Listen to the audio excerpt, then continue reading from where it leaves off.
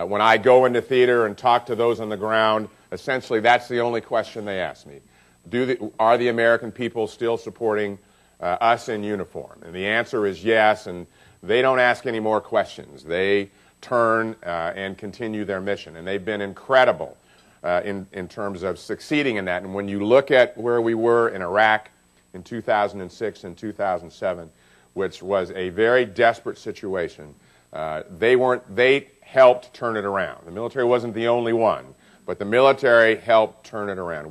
We transformed ourselves in terms of how we fight and became the best counterinsurgency force in the world. And the result of that is today, where the vast majority of problems in Iraq are political problems. Certainly we've had security incidents as recently as the last couple of days, and every loss in those is tragic. But overall, the Iraqi security forces are in pretty good shape, providing for their own security.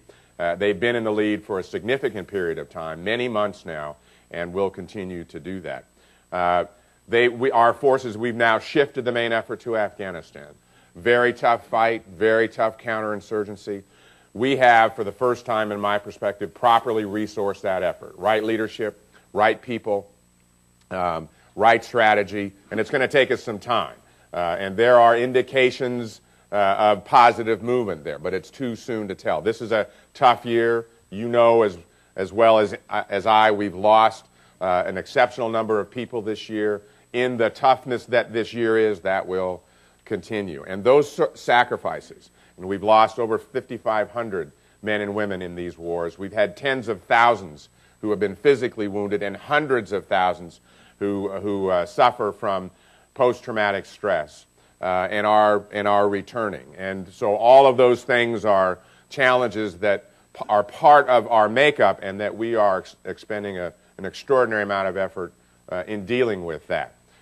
So that many of them, many of those 2.2 million men and women who are serving, and the 1 million or so who have served in Iraq and Afghanistan, are going to return home. Our actually recruiting and our retention numbers are in great shape. That said, there will be a significant number of veterans who leave the military and who will return home to places just like Cleveland. And what I have found, certainly in this position, is we have a system that is very much siloed.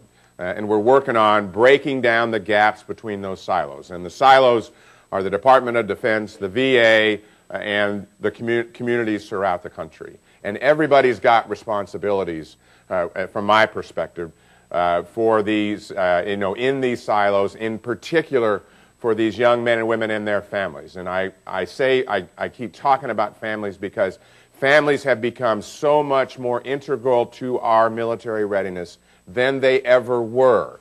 Families have always been critical, but our military readiness right now is directly tied to our family readiness, and I talked briefly about the challenges that are out there. I travel oftentimes with my wife, Deborah, who would be here today, I assure you, were it not for the fact that we're about to have our second grandchild, and she has her priorities right, and so do I. But she has spent an awful lot of time on family issues and with families and with young spouses who are also stressed out, who have given a tremendous amount of their time and effort and sacrifice.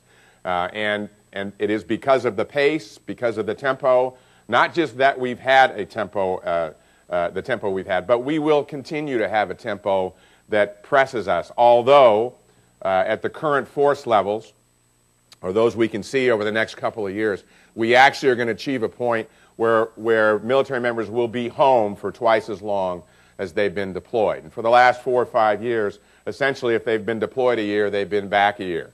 And in that year they've been back, they've been gone half of that year to train for the next deployment. In the case of the Marine Corps, which has made 7-month deployments on and off since 2003, they're back about 30 days before their head has to get back in the game, if you will, to start training for the next deployment, which is only 6 months off. So we're now looking at a point where instead of being 1-to-1, we'll be at a point over the next 12 to 24 months where essentially we'll be home twice as long as we will have been deployed. So the challenges and quite frankly, the opportunities that exist if we are able to connect these three entities in ways that really make a difference and take advantage of this enormously talented pool of people who will transition and come back to places all over the country and are coming back. They're coming back to in a time where the GI Bill is much more robust than it has been over the last several decades. And I want to give Congress, and in particular, and I'm biased here because he's a classmate of mine, Senator Jim Webb, a lot of credit for getting this bill passed, doing it in record time. And we have tens of thousands of veterans now who are going back to colleges throughout the land because of these benefits, which are customized state by state and provide a stipend, a living stipend that is very robust, so that actually young men and women can do what young men and women in the military have always done. They want better training and they want to improve their education. This generation is no different. And at the same time, they do need employment. And they're coming back at a time where obviously the unemployment challenge in the country is huge, and we certainly understand that. So some of this is for how do we invest now in this, but this economy is eventually going to turn, and when it does, there is a rich talent pool here that I think, first of all, it's a generation geared to serve. They want to do that. They serve causes bigger than themselves. They've certainly all, from my perspective, all proved that, and I deal with them not just in the military, but in so many different venues in the country. I know that. They're looking to make a difference. So how do we take advantage of this talent pool that's coming back to communities throughout the country who sacrifice so much, and in a system that essentially was built up over time, and one of the silos was the Pentagon, and we did all we could for those who serve in their families while they're on active duty. We then transitioned them to the VA, and I don't know much about the VA. I've learned a great deal in recent years, but I didn't grow up in the VA. And the VA does great work in so many ways, and then they transition from the VA back to communities, and we sort of transition them from one silo to another and say, have a nice life. Not, from my perspective, not acceptable. They've sacrificed too much. They've done what Uncle Sam has done. As I said, over 5,500 have died for our country. We have many families of the fallen, and young spouses with children who were 20 years old with 2 kids, and all they knew was the Army or the Navy or the Air Force or the Marine Corps. And as one spouse of the fallen said to me recently down at Fort Bragg, on Monday I was in the Army, on Tuesday I was gone.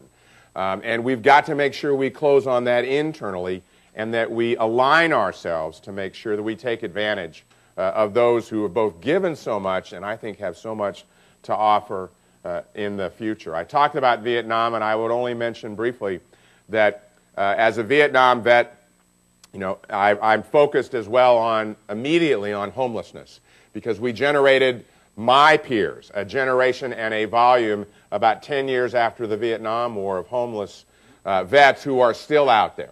And we, from my perspective, I want to do everything I can to make sure that we don't do that again with this generation of veterans. And we are on our way. The statistics are sometimes very difficult to be precise about and really understand exactly where we are. But I have visited, Deborah and I visited with about 25 homeless OEF, OIF veterans in Southern California a couple of years ago, in their mid-20s, and they'd lost just about everything. And they were young, and one goal that I would certainly support is to make sure we eliminate that from our future. We are also seeing in the homelessness, for the first time, a rate and a pace of female homeless veterans that we haven't seen before, and we need to gear our systems to support them. I had a young lady in Detroit yesterday stand up who's a veteran who basically wanted me to understand there's still a lot of work to be done in the system to prepare for and deal with the challenges that female veterans bring.